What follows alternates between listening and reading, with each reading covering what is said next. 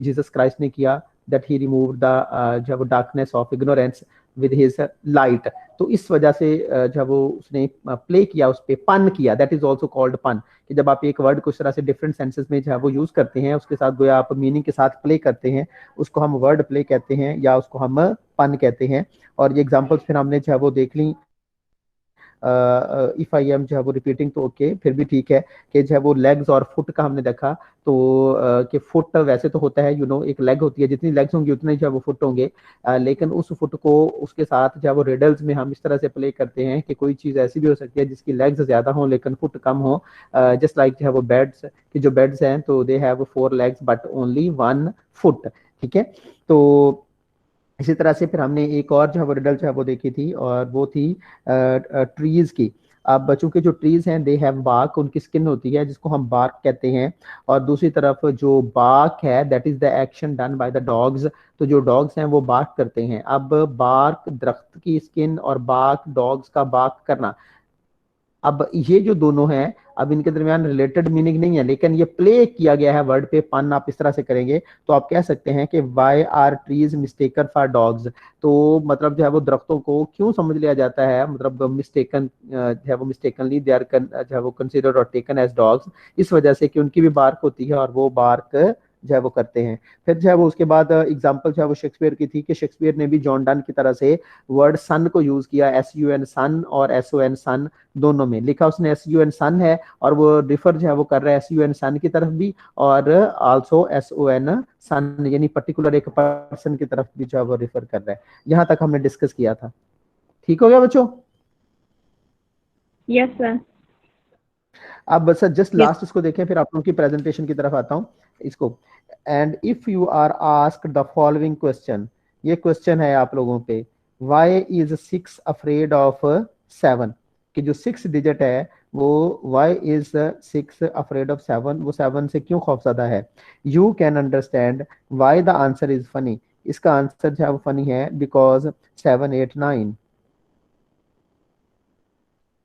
7 8 9।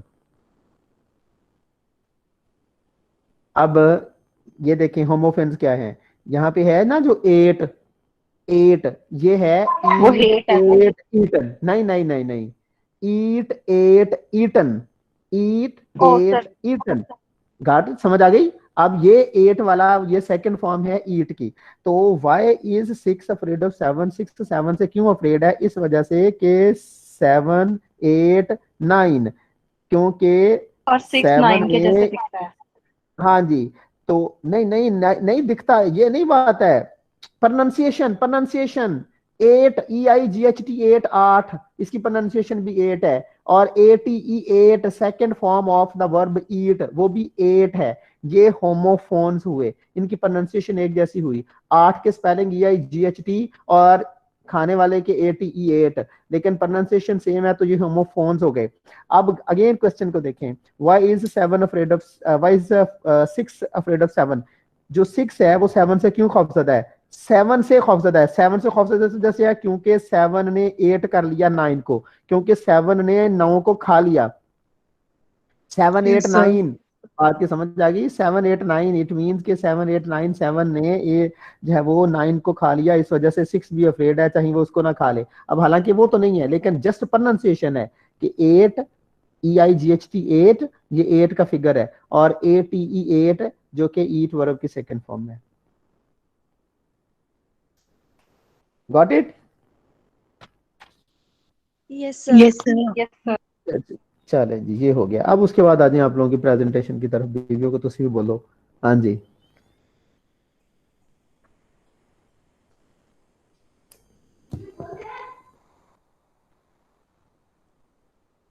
Morning में कितने लोगों की प्रेजेंटेशन है? How many of you? Where is morning GR और द CR?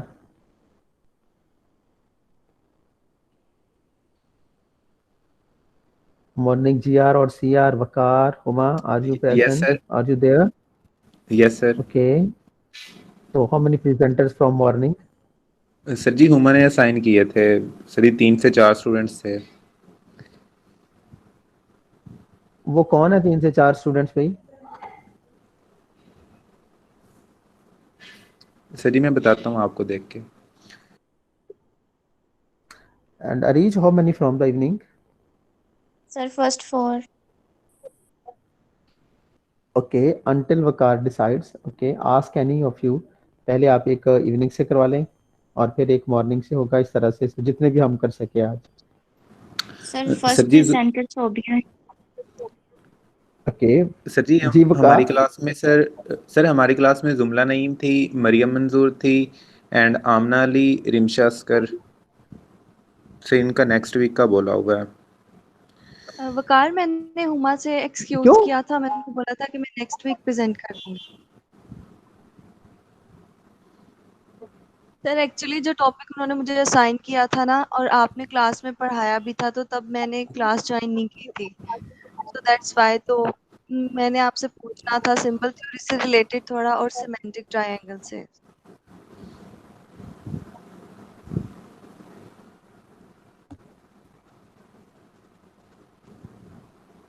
ओके तो आप वो क्लास तो वो कैंपस में था ना, कैंपस में हुई थी? यस, ऑन कैंपस में सर। ना तो वो आप उन्हें कह देते, वो चेंज कर देते, जिन्होंने क्लास ली थी वो किसी और को असाइन कर देते, मतलब द थिंग्स, या फिर आप मुझे मुझसे उसको आप कर लेते, क्लास फेलो से आप डिस्कस कर लेते और फिर उसमें जो ना चीज कोई क्लियर होती वो आप मुझसे पूछ सकते थे, तो या टॉपिक आप उनको दे देते जिसने ये टॉपिक जो है वो पढ़ा हुआ है। तो so the things should be managed like this. Any how, अभी आप लोग इधर से देखें कि किसने प्रेजेंट करना है और उतनी देर अली से आप इवनिंग से करवाएं स्टार्ट। सर अच्छा, करम और बोल दूसरी बात ये आप लोग, जी करम क्या बोल रहा है? सर वो बोल रहा था अलाउ करें, बट उसने ज्वाइन कर लिया है। हाँ जी, करम तो ऐसे काम का जो है ना वो ड्रामेबाजियां करता है। अस्सलाम आप वालेकुम सर सच्चा जी। होने के लिए जी, कि मुझे हालांकि अभी मुझे पता है उसने जब वालेकुम सलाम, ये जो है ना वो क्या कहते हैं उसको, आप लोगों का ये सबसे बड़ा ड्रामाटिस्ट है। नहीं सर, ड्रामाटिस्ट भी नहीं है बल्कि ये एक्टर है। सर जी शरीफ सा बंदा। तो ये ऐसे काम का ऊपर से हमें अंडर प्रेशर कर रहा है, मुझे अलो नहीं किया जा रहा है, इस वजह से नहीं किया रहा। अभी खुद अभी तशरीफ ले आया, क्या है क्लास में ना। सर आज इसकी प्रेजेंटेशन है ना, तो फिर ये चक्कर देने की कोशिश कर रहा है। हाँ जी नहीं सर, हाँ जी, चक्कर देने की कोशिश। ओके, एक तो आप लोगों ने मॉर्निंग इवनिंग आपने ना डेट शीट्स भी आप लोग बना के ना तो मिस बुशरा को सेंड कर दें इस वीकेंड तक। और उसमें आपने ये करना है कि जैसे मैम हमारा पढ़ा रही हैं आप लोगों को ना। Yes sir. अच्छा, अगर उनका तो वो मेरे ख्याल में मॉर्निंग में वो नहीं पढ़ा रही उस सब्जेक्ट को। मतलब ये था मेरा कहने का कि अगर कोई मैम हमारा में से मैं या सर फकीर जो सब्जेक्ट मॉर्निंग और इवनिंग में पढ़ा रहे हैं ना सेम, तो आप उनकी डेट शीट एक ही दिन में रखना। सर फकीर आपको पढ़ा रहे हैं ना? जी सर। जी तो सर सर। फकीर मॉर्निंग में भी पढ़ा रहे हैं, तो आप ना मॉर्निंग वालों से कोलैबोरेट कर लीजिएगा, ये बल्कि दोनों इधर मॉर्निंग वाले भी मौजूद ही हैं, ठीक है? तो सर आप जी लोग जो है मॉर्निंग वो में नहीं सर पढ़ा रहे। सर जी सर फकीर मॉर्निंग में नहीं पढ़ा रहे, मैम हमारा पढ़ा रही नहीं है। पढ़ा रहे? नहीं सर। नहीं यार, मैम हमारा आपको क्या पढ़ा रही भला? सर हमें लिटरेचर सब्जेक्ट पढ़ा रहे हैं। मैम हमारा आपको क्या पढ़ा रही हैं? Sir psycholinguistics. अच्छा, साइकोलिंग्विस्टिक्स मॉर्निंग में मैम ने चेंज कर लिया मेरा ख्याल है ना, वो अब क्योंकि उनका नहीं वो सर कम होना। मैम ने चेंज किया। सर मैम ने चेंज किया था लेकिन मैम ने फिर हमारी क्लास ले लिया। ओ वो इवनिंग की ले लिया, मॉर्निंग में नहीं पढ़ा रहे वो। नहीं सर, पढ़ा रही है मैम मॉर्निंग में भी। सर हमारी क्लास टुगेदर किस दिन? सर अच्छा अच्छा, बुधवार ठीक हो गया। जुमेरात को। अच्छा, फोनेटिक्स नॉलेज उधर दे दी है उन्होंने, बस ठीक हो गया, अब मेरी समझ में आ गई बात। बस अब आपने जो है ना वो मॉर्निंग और इवनिंग है आपका जो मैम हमारा का जो पेपर है साइको का, वो एक ही दिन में आपने रखना है। इसी तरह से जो मैं आपको पढ़ा रहा हूँ सिमेंटिक्स और प्रैग्मेटिक्स, ये मॉर्निंग इवनिंग का पेपर आप दोनों का एक जैसा हो जाएगा, ठीक हो गया? ठीक हो गया। तो सर फकीर आपको क्या पढ़ा रहे हैं? Literary theory. लिटरेरी थ्योरी आप उनसे पूछ लीजिएगा, अगर वो लिटरेरी थ्योरी जो है ना वो मॉर्निंग में भी लिटरेरी थ्योरी पढ़ा रहे हैं तो आपने एक ही दिन में दोनों पेपर कर लेने हैं। Got it? बट मॉर्निंग यहाँ पे मौजूद ही तो है, मॉर्निंग वालों सर ने पढ़ा रही आपको लिटरेरी थ्योरी? सर हमें सर अमजद पढ़ा रहे हैं लिटरेरी थ्योरी। बस ठीक हो गया, फिर जब मर्जी वो रख लें, बस दैट्स ऑल। बस बात की समझ आ गई है ना? बस डेट शीट इस तरह से बना के तो आप ना इस वीकेंड तक उसका कुछ है ना वो सेंड कर दें, ठीक है? सर एग्जाम ऑनलाइन होंगे?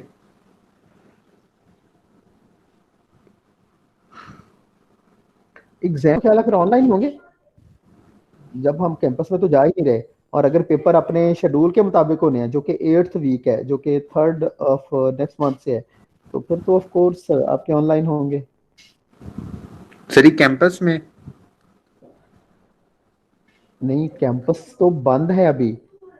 अब फिर वही बात है ना, केसेस हाँ, भी ज्यादा हो रहे हैं। अब अल्लाह ताला रहम करे। तो मैं यही कह रहा हूँ कि ऑनलाइन का अभी हमें वैसे उनकी तरफ से कोई नहीं आया, लेकिन जहां तक हमने आपस में एक दूसरे से पूछा है, तो ये जैसे चल रहा है कि अभी मेरा ख्याल है कि आप लोगों के ऐसे ही फ्रॉम होम ही होंगे, घर में बैठ के ही आप ऑनलाइन देंगे paper. This is what I think. मतलब उसमें फर्दर अगर कोई यूनिवर्सिटी की तरफ से इंस्ट्रक्शन आती है तो that will be communicated to you people, लेकिन आई डोंट थिंक सो कि एक रमजान मुबारक है और जो सूरत हाल चल रही है उसमें आपको कोई कैंपस में बुलाया जाएगा, कैंपस में बुला के कहा जाएगा कि ऑनलाइन दें पेपर। मेरा नहीं ख्याल किया था कि ऐसा होगा, तो अगर ऑनलाइन लेने हैं तो घरों से बैठ के लेंगे आप।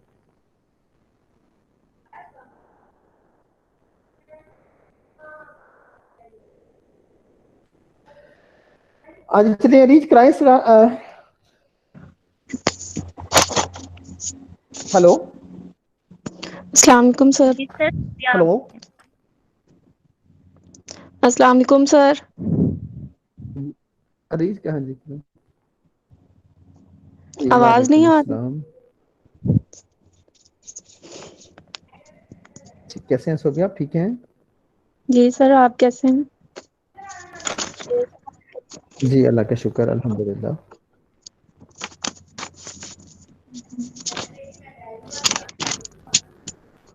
स्टार्ट करूं presentation? Yes yes yes yes yes please, yes please. Assalamu alaikum, myself Sobia Kosar, and today I'm going to present the topic Ogden and Richard's theory of meaning. The theory of meaning is given by Ogden and Richard in 1927. Richards analyzed the human communication, how humans communicate, and why they choose the method they do, and co-formulated a theory which is named as the theory of meaning. This theory is not only defined that how humans give meanings to their language and the approach that humans take when communicating, but also to understand that how communication lost if it will not done correctly.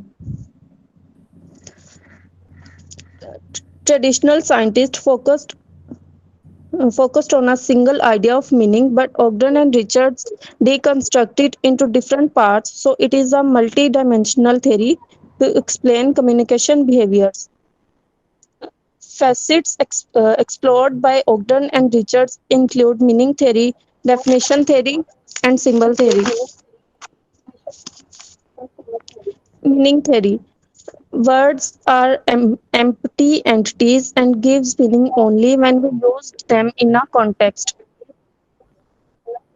Previously, scholars argue that words have only a single meaning, but Ogden and Richards claimed with the theory of proper meaning superstition.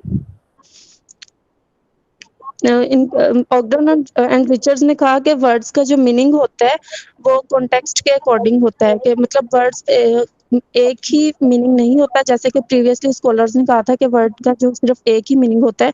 उन्होंने कहा कि situation के according word का जो meaning है वो change हो जाता है। मिसाल के तौर पे हम देखते हैं कि वर्ड है कोल्ड। अगर हम कोल्ड कहते हैं तो मे बी स्पीकर ने इसको टेम्परेचर के तौर पे लिया हो, और जो लिसनर है वो उसे एटीट्यूड के हिसाब से इसका मीनिंग समझ ले। तो इस चीज को उन्होंने रिमूव करने के लिए ये थ्योरी पेश की थी, थ्योरी ऑफ मीनिंग, के वर्ड्स जो है उसके डिफरेंट मीनिंग्स हो सकते हैं। उसके बाद उन्होंने थ्योरी ऑफ सिंबल्स दी, जिसमें उन्होंने कहा कि finally Ogden and Richards develop the theory of symbols. According to this theory, symbols are arbitrary by themselves. When they merged with each other, then they created a meaning by using ideas which is being expressed.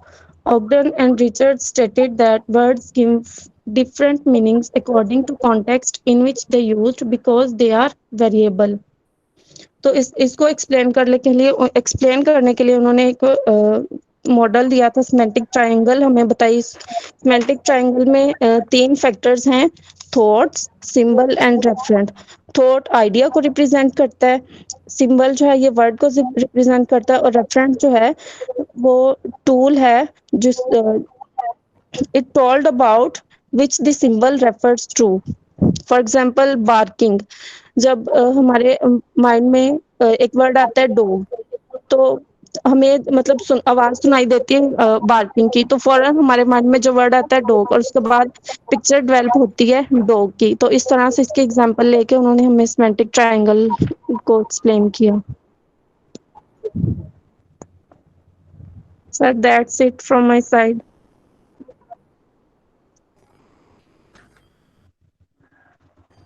Okay, yes. Okay. Yes, who is the one from morning? Sir excuse me जी।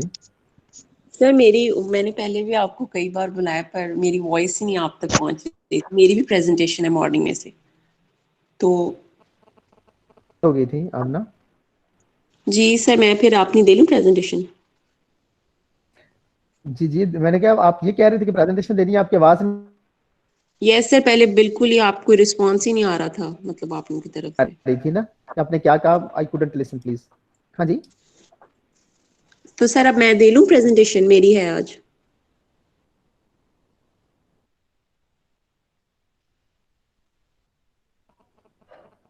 अरीज क्या कहा इन्होंने, या कोई बता देगा मुझे? इनकी आवाज नहीं आ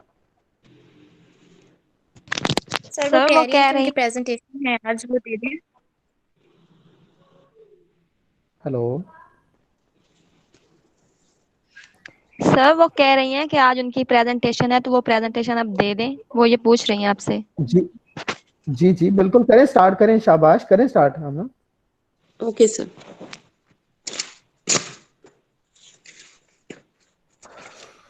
Assalamu alaikum dear class. Today I would like to conversate on the topic kinds of meaning. There are 7 kinds of meaning. First one is linguistic meaning or conceptual meaning. It is also known as denotative, logical, cognitive or the literary meanings. इसमें होता है कि मतलब जो dictionary हमें meaning provide करती है ना, these are known as denotative meaning. और ये मीनिंग्स जो होते हैं वो डिक्शनरी में होते हैं, और ये मतलब फॉर एग्जांपल अगर एक वर्ड नीडल है तो उसमें जो डिक्शनरी मीनिंग होगा उसका, वो जैसे उसका डिक्शनरी मीनिंग है शार्प एंड समथिंग, जो कि जो कपड़ों को सिलाई करने में यूज़ होती है। जैसे जो हमें डिक्शनरी मीनिंग प्रोवाइड करेगी, जो लिटरेरी मीनिंग्स होते हैं, इसमें हमारी अपनी पर्सनल थॉट्स नहीं होती। जो डिक्शनरी में लिखा हुआ होता है, यानी कि जो रैंडमली नेम दिए जाते हैं चीज़ों को, उनसे ये बिलोंग करते हैं। ये जो नेम्स होते हैं यानी डेनोटेटिव मीनिंग्स जो होते हैं, यानी इनमें हम जो अपनी थॉट्स जो है वो कोई शामिल नहीं करते। जो डिक्शनरी मीनिंग्स होते हैं जो कि आर्बिट्रेरीनेस यानी जो कि रैंडमली दे दिए जाते हैं नेम, वही होंगे, अपनी पर्सनल थॉट्स नहीं होती। जो डिक्शनरी प्रोवाइड करेगी, जो लिटरेरी मीनिंग्स होते हैं, जो लॉजिकल मीनिंग होते हैं या जो कोग्निटिव मीनिंग्स होते हैं, वही जो डेरिवेटिव मीनिंग्स में इंक्लूड किए जाएंगे। The second one is associative meanings. Associative meanings में आता है हमारी पर्सनल थॉट्स, यानी डिक्शनरी मीनिंग से हटकर जो हम अपने हमारी थॉट्स होती हैं, यानी जो हम वर्ड को लेकर जो परसीव करते हैं, वो एसोसिएटिव मीनिंग्स में होता है। फॉर एग्जांपल जैसे अब जब हमने क्लास ली थी तो उसमें नीडल की ही एग्जांपल सर ने दी थी कि जो एसोसिएटिव मीनिंग्स में आती है। जैसे अब डिक्शनरी मीनिंग में तो नीडल का ये है कि शार्प चीज़ है जो कि कपड़े को सिलाई करने में इस्तेमाल होती है, लेकिन जो एसोसिएटिव मीनिंग है, मे बी के कुछ सोसाइटीज़ में या कुछ लोग नीडल को एज अ पेन या ब्लीडिंग के तौर पे लेते हों कि जो मतलब एक शार्प चीज़ है और पेन कॉज करती है, दैट इज यानी एसोसिएटिव मीनिंग है नीडल का।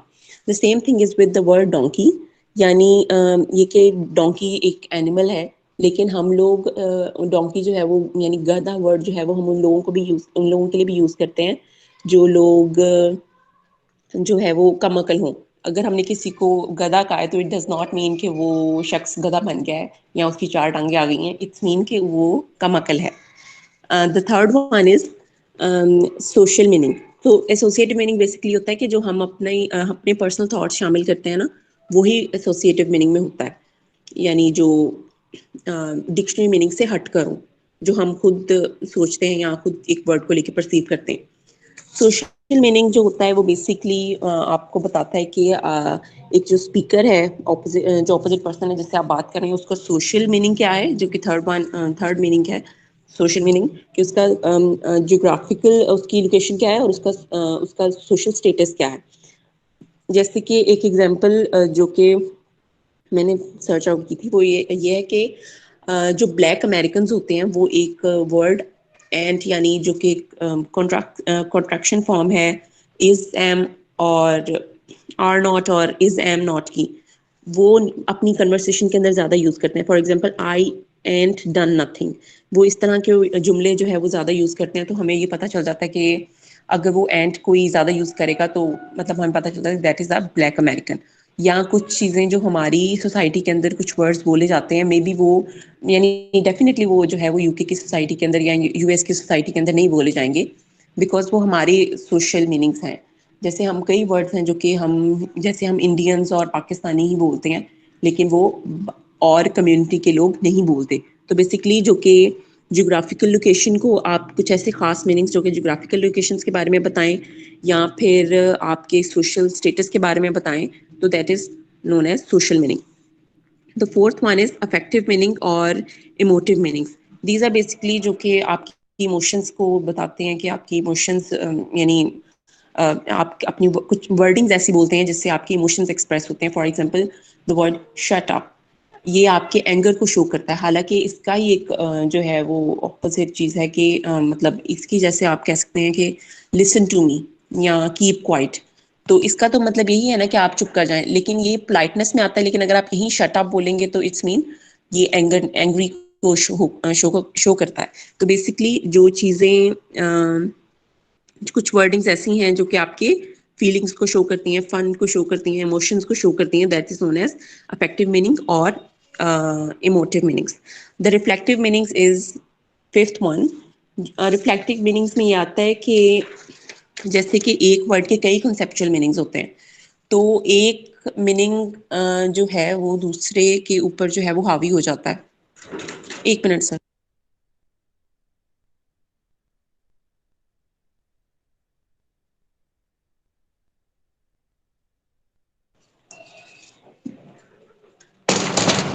जो एसोसिएटिव मीनिंग्स में आता है सर वो सॉरी वो जो है रिफ्लेक्टिव मीनिंग्स, उसमें ये होता है कि एक वर्ड के साथ कई कंसेप्चुअल मीनिंग्स जो है वो जुड़े हुए होते हैं। तो एक मीनिंग जो है वो ज़्यादा फ्रिक्वेंटली यूज होता है या और कई मीनिंग्स जो हैं वो उनको पुश बैक कर देता है, यानी उसकी एक टाइप मीनिंग की उसको दूसरे वन को जो है वो बैकवर्ड कर देगी और दूसरा जो है वो मतलब हावी हो जाता है। That is known as reflective meaning. जैसे कि यहाँ पे जो एग्जांपल दी हुई है वो है वर्ड गे की, कि in Shakespeare and Wordsworth as gay words जो है वो हैप्पीनेस और फन के लिहाज से यूज होता था, लेकिन जो अब है वो हम इन प्रेजेंट एरा हम इसको किसी नेगेटिव मानों में यूज करते हैं। तो basically that is reflective meaning के एक मीनिंग जो है वो कई कंसेप्चुअल मीनिंग्स रखता है, उनमें से उन कंसेप्चुअल मीनिंग्स में से कुछ मीनिंग्स जो है वो डोमिनेट होते हैं एंड अदर वन जो है वो बैकवर्ड, और वो जो डोमिनेट मीनिंग्स हैं उनको बैकवर्ड्स को पुश दूसरे मीनिंग्स को बैकवर्ड कर देते हैं, यानी इतने ही वो पीछे चल जाते हैं कि वो किसी और सेंस में यूज होना शुरू हो जाते हैं। So that is reflective meanings. And the second last is collocative meanings. Collocative meanings यानी जो पेयर्स है ना वो आपके अच्छे बनते हो, यानी जैसे कि जो वर्ड रिक्वायर यानी उसी वर्ड्स की कंपनी अच्छी हो। फॉर एग्जांपल जैसे हम मोस्टली यूज करते हैं बिग बिजनेस, हम कभी लार्ज बिजनेस नहीं यूज करते, तो हम बिजनेस के साथ बिग का कॉम्बिनेशन ज़्यादा अच्छा समझते हैं। The same thing is with the word pretty. हम प्रीटी वर्ड जो है वो हमेशा एक लड़की के लिए यूज करते हैं, किसी लड़के के लिए यूज नहीं करते। और जिस तरह हम हैंडसम वर्ड जो है वो एक बॉय के लिए यूज करते हैं या मैन के लिए यूज करते हैं और लड़की के लिए यूज नहीं करते, हम कभी यूज नहीं करते। यानी जो कंपनी है वर्ड्स की वो एक दूसरे के साथ अच्छी होनी चाहिए, यानी उनका कोलैबोरेशन अच्छा होना चाहिए। द लास्ट इज थमेटिक्स मीनिंग, यानी कि ये हम शो करता है कि एक स्पीकर की या राइटर की मेन फोकस किस चीज़ पर है। अगर कोई एक मतलब सेंटेंस दिया गया है तो उसमें वो शो करेगा कि स्पीकर या राइटर की जो मेन फोकस है वो किस चीज़ पर है, वो उस चीज़ को शो करेगा। फॉर एग्जांपल यहाँ एक एक जुमला अगर हम लें, एडिसन इन्वेंटेड अ बल्ब, तो यहाँ जो इस जुमले में जो मेन फोकस है वो एडिसन पर है कि उसने जो है वो वर्ड को इन्वेंट किया। और इसी का हम जो है वो दूसरी तरह से इस जुमले को करें, अ bulb was invented by Edison. यहाँ पे जो बल्ब है, this is the important form, यानी इनके मीनिंग सेम ही रहते हैं, लेकिन बस वर्ल्ड ऑर्डर के थ्रू हम जो है वो उसको चेंज करके कुछ चीज़ों को अहम बना देते हैं। यानी जैसे पहले में एडिसन इंपॉर्टेंट था और दूसरे में the bulb is important. So the communication bye world order, यानी वर्ड ऑर्डर को चेंज करने के बाद जो है वो जिस तरह हम जो यूज करते हैं, that is thematic meanings. So basically this all from my side. If you have any question then you can ask. Voice आई भी है सब लोगों को मेरी? जी अम्मा क्लियर है। Okay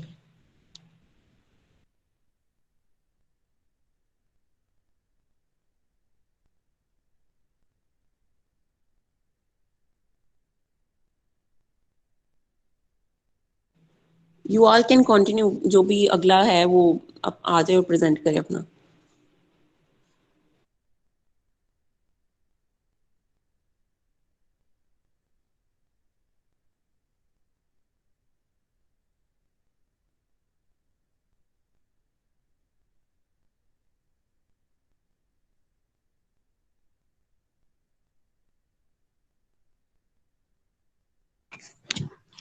Assalamu alaikum, respected sir and dear fellows.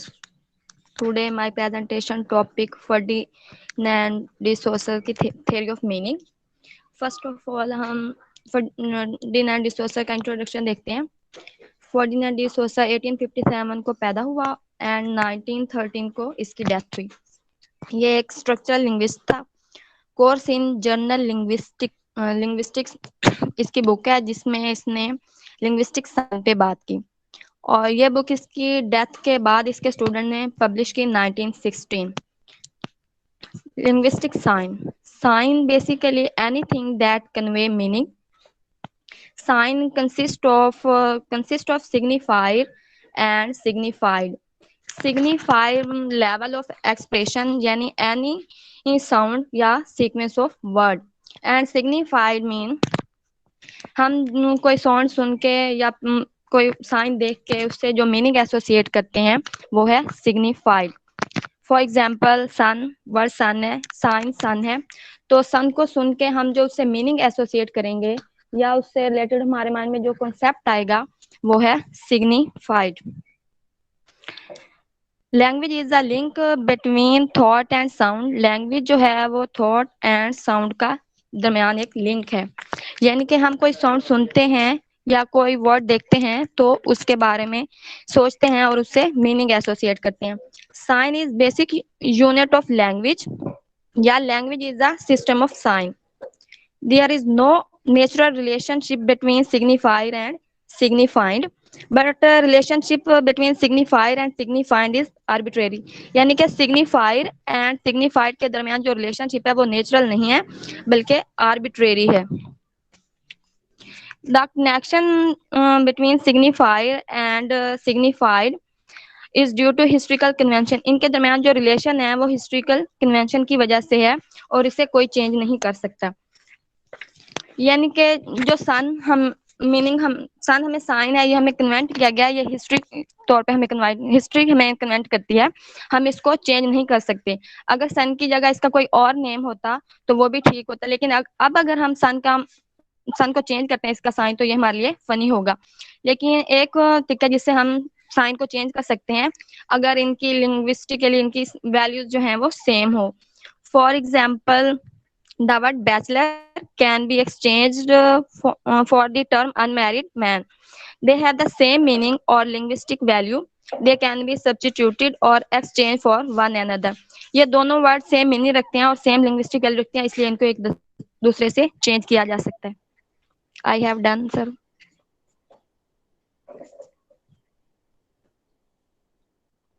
Shamila आपने भी कर लिया, उनके बाद आपका क्या था? क्योंकि दरमियान में मुझे मेरा कनेक्शन सर मेरा था फर्डिनेंड डी सोसर की थ्योरी ऑफ मीनिंग, लूज हो गया था। अभी तो मैं आऊँ बस 1-2 मिनट बाद। तो आपका क्या टॉपिक था शमीला?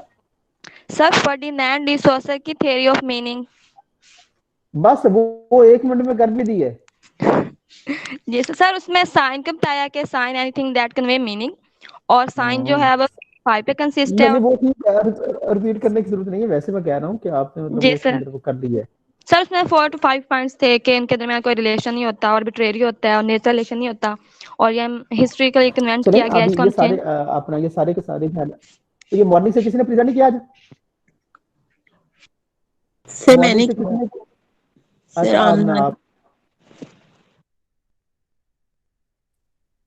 अस्सलाम वालेकुम सर। मॉर्निंग से कितने लोगों ने कर दिया? एक मॉर्निंग से किया, इवनिंग लोगों ने किया, एक सर दो तीन लोगों ने? सर 2 लोगों ने इवनिंग से किया और एक मॉर्निंग से।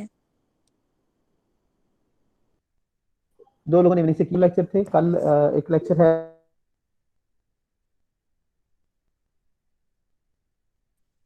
अस्सलाम वालेकुम सर। सर आपको मेरी आवाज कैलकुलेशन भी थोड़ी सी होगी, ठीक हो गया? हाँ जी। सर अभी टाइम है तो मैं प्रेजेंटेशन दे दूं? नहीं आज अभी तो टाइम खत्म सर जी हो गया, अब कल इंशाल्लाह, कल इंशाल्लाह। Hello sir. हाँ जी। सर जी मेरी आवाज पता नहीं आपको नहीं आ रही थी, कब से आपको आवाज दे रहा। सर आपसे क्वेश्चन था, आपने बोला words will be same and forms will be different. ये वर्ड्स और फॉर्म में मुझे फिर कंफ्यूजन हो रही है, एक बार प्लीज सर क्लियर कर दें।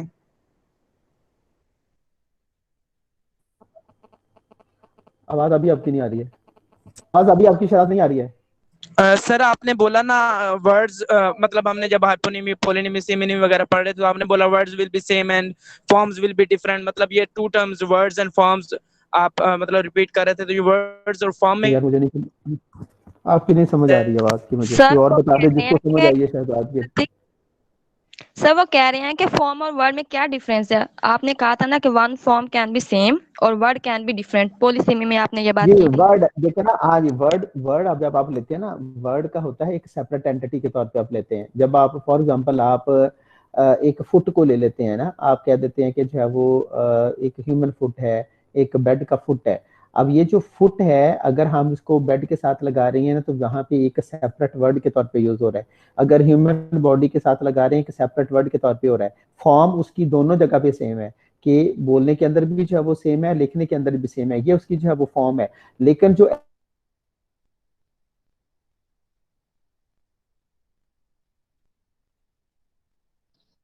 सर आपकी वॉइस नहीं आ रही अभी। ऐसे वो जो वर्ड के तौर पे आ रहा है वो सेम नहीं है, तो वो एक कॉन्टेक्स्ट में वो सेपरेट वर्ड के। हाँ जी नहीं आ रही तो आप उनसे पूछ लीजिएगा जिनको आ रही है ना।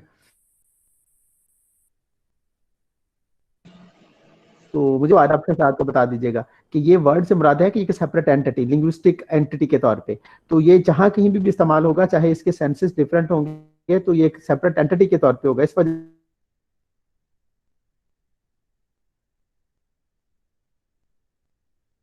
से वर्ड जो है वो आपका डिफरेंट हो है, ये बोले जाने में सेम है, ये इसकी जो है वो फॉर्म है।